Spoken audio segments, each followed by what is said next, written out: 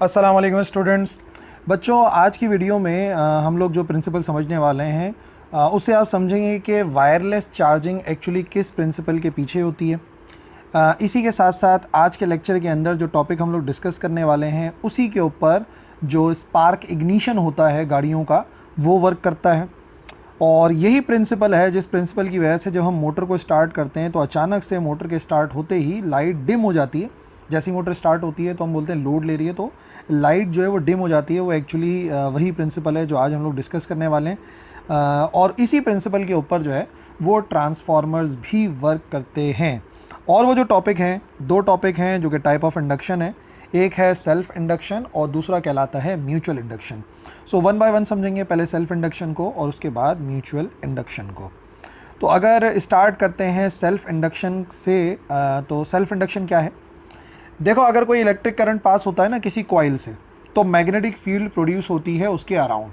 ये तो जब से चैप्टर शुरू हुआ है बार बार यही बात बोले चले जा रहा हूँ, पिछले चैप्टर में भी ये बात समझाई थी। जब भी करंट पास होता है किसी कॉइल से तो मैग्नेटिक फील्ड प्रोड्यूस होती है उस कॉइल के अराउंड। अगर करंट जो है वो चेंज होगा उसी कॉइल से गुजरने वाला, चाहे वो इंक्रीज़ हो चाहे वो डिक्रीज़ हो, तो जो मैग्नेटिक फ्लक्स है वो भी चेंज होगा उसी के लिहाज से। सही है भाई, करंट पास होता है, मैग्नेटिक फील्ड प्रोड्यूस होती है, तो जब करंट चेंज होगा चाहे बड़े या कम हो तो मैग्नेटिक फ्लक्स भी दरअसल चेंज होगा। और इसी के साथ साथ हम लोग डिस्कस कर चुके हैं कि अगर मैग्नेटिक फ्लक्स किसी भी कॉइल से ताल्लुक़ रखने वाला चेंज होता है तो उसकी वजह से एक ईएमएफ जो है वो इंड्यूस होता है उसी कॉइल के अंदर। सही है भाई, करंट पास हो रहा है एक कॉइल से, उसके अराउंड मैग्नेटिक फील्ड बन रही है, और जब करंट चेंज हुआ तो मैग्नेटिक फील्ड चेंज हुई। और आपको पता है जब भी किसी कॉइल से ताल्लुक़ रखने वाली मैग्नेटिक फील्ड चेंज होती है तो ऑटोमेटिकली उसमें एक ईएमएफ इंड्यूस होता है। और ये जो इंड्यूस होने वाला ईएमएफ है, जहाँ चेंज कर रहे हैं हम करंट को किसी कॉइल के अंदर और ऑटोमेटिकली एक ईएमएफ प्रोड्यूस हो रहा है उसी कॉइल में इन इट सेल्फ, उसे कहते हैं सेल्फ इंडक्शन। जब भी किसी कॉइल से पास होने वाला करंट चेंज होता है तो मैग्नेटिक फील्ड चेंज होती है, और जब भी किसी कॉइल से ताल्लुक़ रखने वाली मैग्नेटिक फील्ड चेंज होती है तो ऑटोमेटिकली एक ईएमएफ इंड्यूस होता है जो लेंज लॉ के मुताबिक उस चेंज की मुखालफत करता है। तो क्योंकि करंट भी उसी कॉइल में चेंज हो रहा है, ईएमएफ भी उसी में इंड्यूस हो रहा है, इस वजह से इस इंडक्शन को कहते हैं सेल्फ इंडक्शन। जिसको समझने के लिए हम जो है वो कंसिडर कर लेते हैं कि भाई मिसाल के तौर पे हमारे पास एक कॉइल है, ठीक है ना, ये एक कॉइल है और इस कॉइल को हमने जोड़ा हुआ है एक ऑल्टरनेटिंग करंट की सोर्स के साथ। ऑल्टरनेटिंग करंट की सोर्स इस वजह से क्योंकि करंट चेंज होता है, ऑल्टरनेटिंग करंट लगातार अपनी वैल्यू को चेंज करता है। तो हमें पता है कि जब करंट पास होगा इस डायरेक्शन में तो मैग्नेटिक फील्ड प्रोड्यूस होगी। अब वैसे तो मैग्नेटिक फील्ड जो ये प्राइमरी करंट है इसकी वजह से प्रोड्यूस होगी, और ये सारी जो छोटी छोटी कॉइल की मैग्नेटिक फील्ड है ये कंबाइन होकर एक बड़ी मैग्नेटिक फील्ड बनाएगी। सही है। अब मिसाल के तौर पे अगर गुजरने वाले करंट को हम चेंज करते हैं तो ऑटोमेटिकली एक ईएमएफ उसकी अपोजिट डायरेक्शन में फ़्लो करता है जिसे कहते हैं इंड्यूस्ड करंट। और ये जो करंट है वो एक्चुअली उस चेंज की मुखालफत करता है, यानी कि जो करंट चेंज हो रहा है उसकी मुखालफत कर रहा है, यानी कि अपोजिट डायरेक्शन में फ़्लो करता है। तो यहाँ पे जो इंडक्शन हुई है उसी कॉइल में करंट चेंज हो रहा है, उसी कॉइल के अंदर एक ईएमएफ प्रोड्यूस हो रहा है, इसे कहते हैं इंड्यूस्ड ईएमएफ को, और जो इंडक्शन है उसे कहते हैं सेल्फ इंडक्शन। इसी वजह से जब अचानक से हम मोटर को स्टार्ट करते हैं तो करंट पास होता है, और करंट पास होने की वजह से हमें पता है कि मैग्नेटिक फील्ड होती है किसी मोटर के अंदर, तो एक ईएमएफ जो है वो उसके प्रोडक्शन की मुखालफत करता है और उसी वजह से एक्स्ट्रा लोड लेती है मोटर स्टार्ट होते हुए, और नतीजे में जो वोल्टेज हैं वो डिक्रीज़ हो जाते हैं। तो जो बल्ब डिम होता है मोटर के स्टार्ट होते ही, या एयर कंडीशन के या रेफ्रिजरेटर के अक्सर स्टार्ट होते ही, वो होता है ड्यू टू दिस ईएमएफ, जिसे आप बैक ईएमएफ कह सकते हैं, इंड्यूस्ड ईएमएफ कह सकते हैं। वैसे प्रोसेस का नाम सेल्फ इंडक्शन है। अब इसी सेल्फ इंडक्शन को अगर मैथमेटिकली समझते हैं कि वो किन फैक्टर्स के ऊपर डिपेंड करती है, तो देखिए सबसे पहली बात मैथमेटिकली समझा रहे हैं।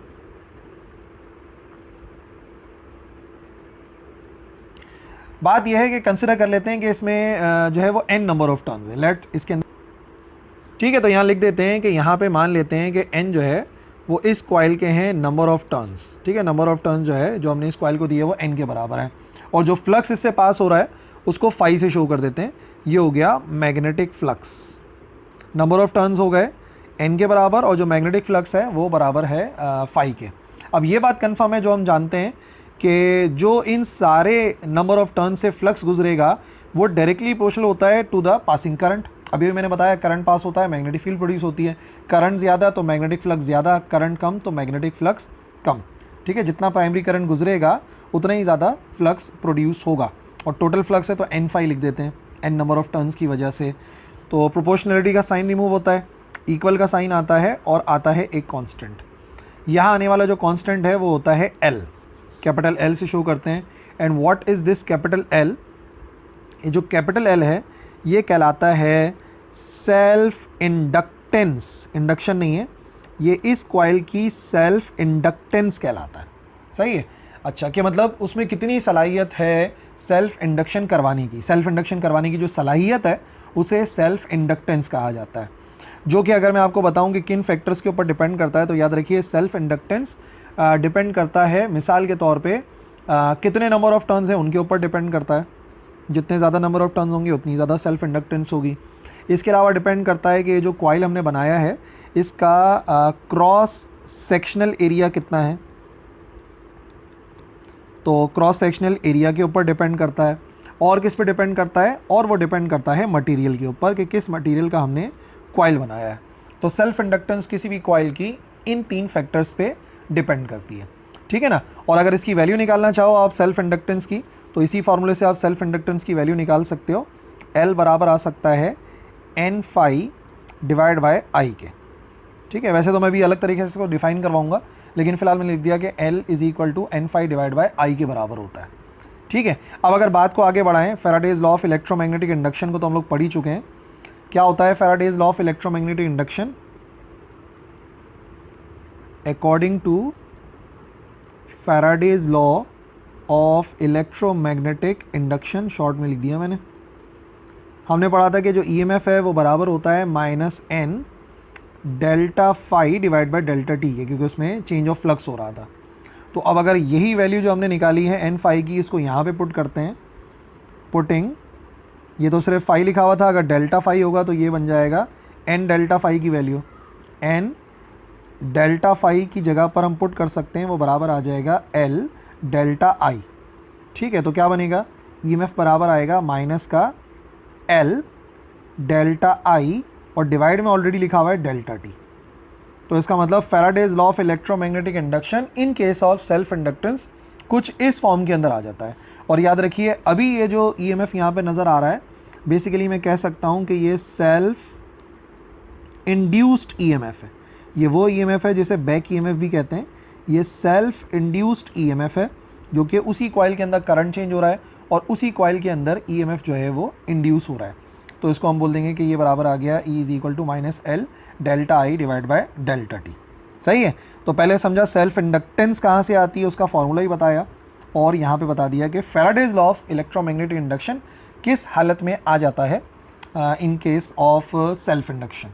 सही है भाई। अब ज़रा प्रॉपरली डिफाइन करें, सेल्फ इंडक्टेंस क्या है बच्चों? ये है ratio between EMF induced in the coil to the rate of change of current in the same coil. और उसे क्या कहते हैं? उसे कहते हैं सेल्फ इंडक्टेंस ऑफ कॉइल। किसी भी कॉइल की अगर आपको सेल्फ इंडक्टेंस मालूम करनी है तो बड़ी आसान सी बात है, अभी अभी जो हमने फार्मूला ड्राइव किया है ना उसके ज़रिए आप समझ सकते हैं। फार्मूला हमने क्या पढ़ा? फार्मूला पढ़ा हमने ईएमएफ बराबर है minus l delta i divide by delta T. अब ये तो शो करता है कि भाई वो अपोज कर रहा है, लेकिन जब प्रॉपर्टी की बात करते हैं तो हम ये माइनस साइन नहीं लगाते, ये बात आप याद रखिएगा, क्योंकि प्रॉपर्टी की वैल्यू निकाल रहे हैं, प्रॉपर्टी की वैल्यू के लिए माइनस साइन लगाना ज़रूरी नहीं है। वो सिर्फ शो करता है कि जो ईएमएफ है वो अपोज करता है अपने प्रोडक्शन को। अब यहाँ से अगर एल की वैल्यू अलग करोगे तो क्या बनेगी? Delta i divide by delta T जाके डिवाइड हो जाएगा। तो यही बनी ना डेफिनेशन। देखो ऊपर जो मैंने लिखा है इंग्लिश में उसको मैथमेटिकली यहाँ पे देखो, रेशो है दो चीज़ों का, कितना ईएमएफ इंड्यूस हुआ to the rate of change of current in the same coil. ये जो नीचे लिखा हुआ है ये rate of change of current है। और अगर आप चाहें तो डेल्टा आई डेल्टा टी को ऊपर मल्टीप्लाई भेज सकते हैं। तो इसका एक और भी फार्मूला बन सकता है एल का फार्मूला बन सकता है EMF into delta T divide by delta आई। तो सेल्फ इंडक्टेंस एक तो जो मैंने पिछले पेज पे बताया था उसके ज़रिए आप मालूम कर सकते हो, और इसके ज़रिए मालूम कर सकते हो कि एल इज़ इक्वल टू ई, ये आ गया EMF delta T divide by delta आई। सही है। सेल्फ इंडक्शन एक प्रोसेस का नाम था और सेल्फ इंडक्टेंस एक प्रॉपर्टी का नाम है, इसको आप याद रखिएगा। इंडक्टेंस आमतौर पे आप याद रखें, ये जो शन का साउंड आ रहा होता है ना, सारे प्रोसेसेस होते हैं, कंडक्शन, डाइजेशन, सही ना, प्रोसेसेस होते हैं सारे, रिस्पायरेशन, और जो टन्स आता है ना आखिर में, जैसे यहाँ पे इंडक्टेंस है, वैसे ही कैपेसिटेंस, इंडक्टेंस, रेजिस्टेंस, वो एक्चुअली प्रॉपर्टी होती हैं कोई ना कोई। तो ये एक छोटी सी टेक्निक है जिससे आप याद रख सकते हैं बात को। अच्छा जी, फिर यूनिट क्या होता है बेसिकली इसका SI यूनिट होता है हेनरी। और हेनरी किसे कहते हैं? हेनरी है वो अमाउंट ऑफ सेल्फ इंडक्टेंस जो किसी सर्किट के अंदर पाई जाती है जब चेंज होता है करंट 1 एम्पियर और इंड्यूस होता है EMF 1 वोल्ट के बराबर उसी कॉइल के अंदर। 1 एम्पियर पर सेकंड का चेंज आता है और 1 वोल्ट EMF इंड्यूस होता है, तो उसे कहते हैं 1 हेनरी। यानी अगर इससे यूनिट बनाऊं मैं, तो EMF आ गया 1 वोल्ट, ठीक है, कितनी देर में हुआ? 1 सेकंड के अंदर हुआ। और कितना करंट चेंज हुआ? 1 एम्पियर करंट चेंज हुआ। तो वोल्ट सेकंड पर एम्पियर एक्चुअली जो सेल्फ इंडक्टेंस का यूनिट है वो बराबर होता है हेनरी के, जिसे शो करते हैं H से। तो जब भी हम इंडक्शन की बात करते हैं कि भाई कितनी इंडक्टेंस है उस कॉइल की, तो इंडक्टेंस ऑफ कॉइल को मेजर करते हैं हेनरी में।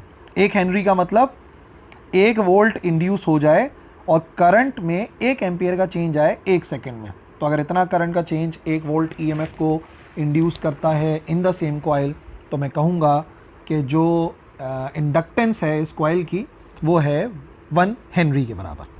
ठीक है भाई, तो ये तो हो गया सेल्फ इंडक्टेंस, उसी में करंट चेंज हो रहा है, उसी में ही EMF इंड्यूस हो रहा है। नेक्स्ट, म्यूचुअल इंडक्शन एक ऐसा फिनोमेना है जहाँ पे चेंज ऑफ करंट किसी एक कॉइल के अंदर इंड्यूस करता है EMF को दूसरे कॉइल में, इसे कहते हैं म्यूचुअल इंडक्शन। म्यूचुअल आपको पता है बाहमी को कहते हैं, उर्दू में म्यूचुअल के लिए वर्ड यूज़ होता है बाहमी। तो यहाँ पे एक कॉइल के अंदर करंट चेंज हो रहा है और उसकी वजह से EMF इंड्यूस हो रहा है दूसरे कॉइल में, बराबर में रखे हुए किसी कॉइल के अंदर जो कि फिजिकली कॉन्टैक्ट में नहीं है। तो इस किस्म का जो इंडक्शन होता है उसे म्यूचुअल इंडक्शन कहते हैं। सेल्फ में एक ही कॉइल है, म्यूचुअल में 2 कॉइल होते हैं। एक कॉइल ये वाला आ गया, इस कॉइल को मैंने क्या करा, मैंने ऑल्टरनेटिंग करंट की सोर्स के साथ जोड़ दिया, बिल्कुल जैसे सेल्फ इंडक्शन में था। और आपको पता है कि जब भी किसी से करंट पास होता है तो EMF इंड्यूस होता है। अच्छा, इस कॉइल को हम प्राइमरी कॉइल कहेंगे, जो कि पहला वाला कॉइल है ना, जो पहले आता है उसे प्राइमरी कहते हैं।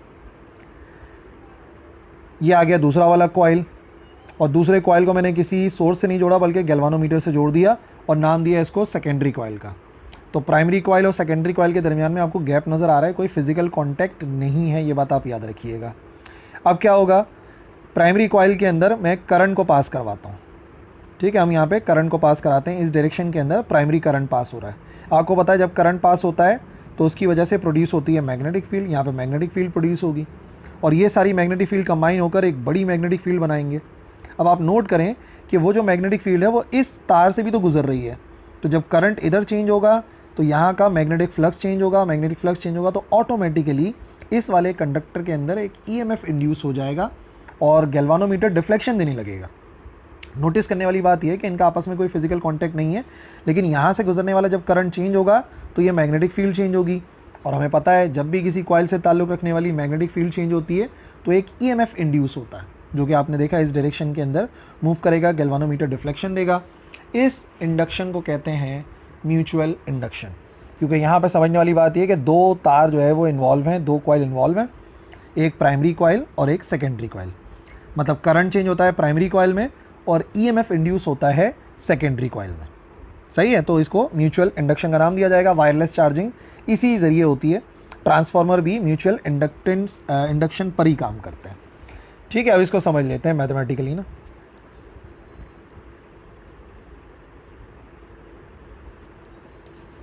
फिर वही बात है कि यहाँ पर अगर मैं सपोज़ कर लूँ कि भाई प्राइमरी कॉइल को मैंने कितने नंबर ऑफ़ टर्न्स दिए हुए हैं, सेकेंडरी कॉइल को कितने नंबर ऑफ़ टर्न्स दिए हुए हैं, तो लेट्स से इसके नंबर ऑफ़ टर्न्स को बोल देते हैं NP। ये हो गए number of turns in primary coil, सही है। प्राइमरी कॉइल के अंदर जो नंबर ऑफ़ टर्न्स हैं उसको NP कर दिया, और NS का मतलब हो गया number of turns in secondary coil, जो बाद में आता है उसको कहते हैं सेकेंडरी कॉइल। ठीक है, तो प्राइमरी कॉइल के अंदर करंट चेंज हो रहा है और EMF इंड्यूस हो रहा है सेकेंडरी कॉइल में। ठीक है, अच्छा, अब जो करंट यहाँ पे जितना चेंज होगा उतना ही फ्लक्स यहाँ पे चेंज होगा, तो ये बात हम लिख सकते हैं कि जो टोटल फ्लक्स चेंज होगा सेकेंडरी कॉइल में, एक फ्लक्स चेंज हो रहा है तो 5s लिखेंगे और नंबर ऑफ टर्न से मल्टीप्लाई करके टोटल फ्लक्स आ जाएगा।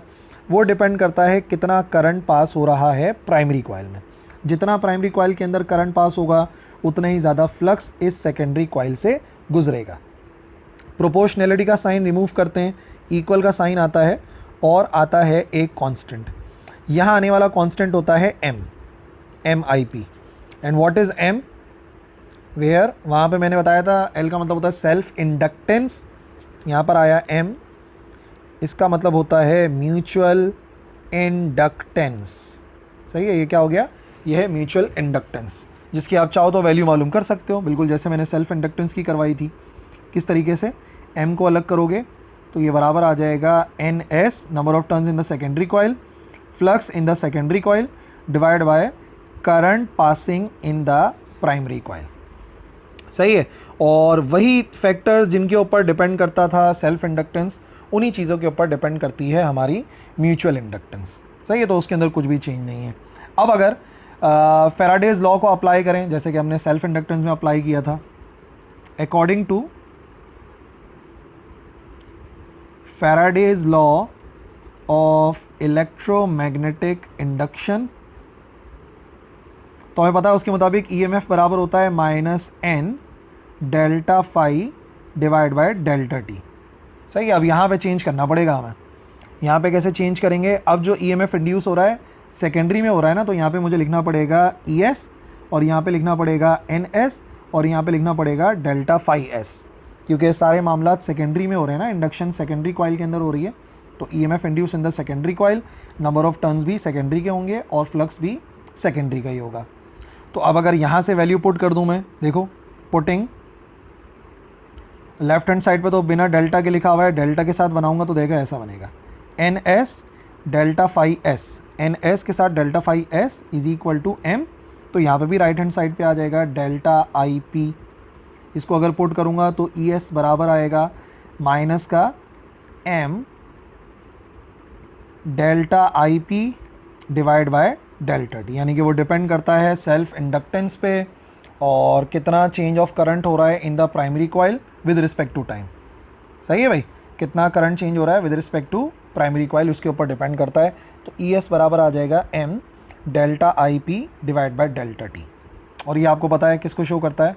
This shows self inductance property है कॉइल की, सेल्फ इंडक्टेंस है ना। डिफाइन करें सेल्फ म्यूचुअल इंडक्टेंस क्या बनेगी? सॉरी, एम म्यूचुअल इंडक्टेंस है। Ratio between EMF induced in the secondary coil, कितना ईएमएफ इंड्यूस हो रहा है सेकेंडरी कॉइल में, to the rate of change of current in the primary coil. वही जो पीछे मैंने फॉर्मूला बताया। अगर आपने वैल्यू मालूम करनी है एम की, तो वो बराबर आता है कितना ईएमएफ इंड्यूस हुआ सेकेंडरी कॉइल में और उसका रेशो लेना पड़ेगा rate of change of current in the primary coil. ये कहलाती है self inductance, E S delta i p divide by delta T. पीछे वाले तरीके से बात समझ लो ज़रा। यहाँ से अगर m की वैल्यू को अलग करूँगा प्रॉपर्टी वाइज, तो m किसके बराबर आएगा? ये इधर जाके हो जाएगा मल्टीप्लाई, या पूरे इस वैल्यू को डिवाइड में भेज दो, ई एस ऊपर ही रहेगा और ये नीचे जाके डिवाइड हो जाएगा delta i p divide by delta T. तभी तो मैंने लिखा दो चीज़ों के दरमियान का रेशो है E M F induce in the secondary coil to the rate of change of current in the primary coil, divide में भेज दिया। और प्रॉपर्टी की जब बात करते हैं नेगेटिव साइन नहीं लगाते, इस वजह से ये सिर्फ जो माइनस साइन है ना, शुरू से चला आ रहा है और लेंस लॉ को शो करता है कि जो ईएमएफ इंड्यूस होता है वो हमेशा अपने प्रोडक्शन की मुखालफत करता है। नेगेटिव साइन में अगर फंसे हो तो पिछले जो लेक्चर है उसको जाके देखो, लेंस लॉ का, उसमें बड़ी कोशिश करी थी समझाने की आप लोगों को। ठीक है भाई, तो क्या क्या वैल्यू आ गई, डेफिनेशन आ गई, और अब इसका यूनिट बताते हैं। इसका यूनिट भी हेनरी होता है, लेकिन एक हेनरी को अगर डिफाइन करना है with the help of mutual inductance तो वो भी आप कर सकते हैं। वो अमाउंट ऑफ म्यूचुअल इंडक्टेंस जो किसी सर्किट के अंदर होता है जब चेंज ऑफ करंट होगा 1 एम्पेयर पर सेकेंड का प्राइमरी कॉइल में और ईएमएफ इंड्यूस होगा 1 वोल्ट का इन द सेकेंडरी कॉइल।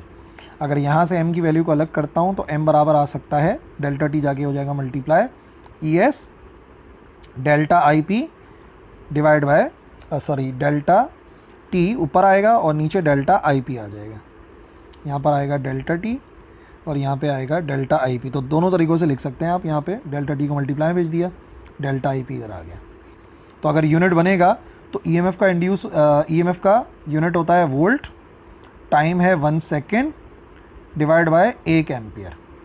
तो ये पूरी चीज़ बराबर होती है 1 हेनरी के बराबर। और हेनरी का जब आप लिखेंगे तो आप पूरा भी लिख सकते हैं, और अगर सिंबल वाइज लिखना है तो जस्ट कैपिटल एच काफ़ी है।